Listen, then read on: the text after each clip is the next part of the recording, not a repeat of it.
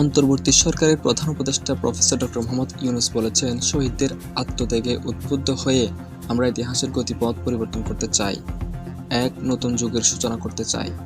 ছাত্র জনতার গণ অভ্যুত্থানের ১ মাস পূর্তি উপলক্ষে বৃহস্পতিবার এক বার্তায় তিনি একথা বলেছেন।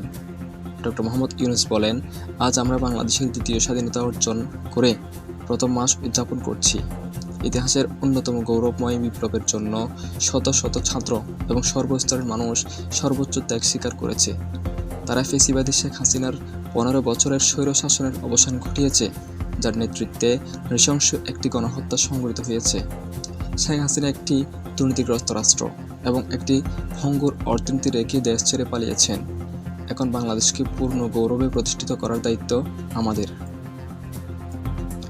প্রধান উপদেষ্টা বলেন, আজ আমি সেই সাহসী তরুণ, শ্রমিক, দিনমজুর, পেশাজীবীদের স্মরণ করছি, যারা জঘন্য হত্যাকারী ফ্যাসিবাদী শক্তিকে মোকাবেলা করতে গিয়ে মৃত্যুকে আলিঙ্গন করেছিলেন। স্মরণ করছি আন্দোলনে চলাকালে নিহত সাংবাদিকদের। আজ আমি এই বিপ্লবে শাহাদাত বরণকারী সবার প্রতি গভীর শ্রদ্ধা জানাই।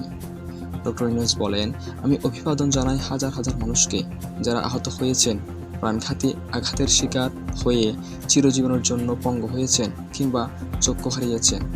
আবু সাঈদ, মুগ্ধ এবং সমস্ত জানা অজানা শহীদদের নিঃস্বার্থ আত্মত্যাগে উদ্বুদ্ধ হয়ে আমার সব সীমাবদ্ধতা সত্ত্বেও এই দায়িত্ব গ্রহণ করেছি আমি।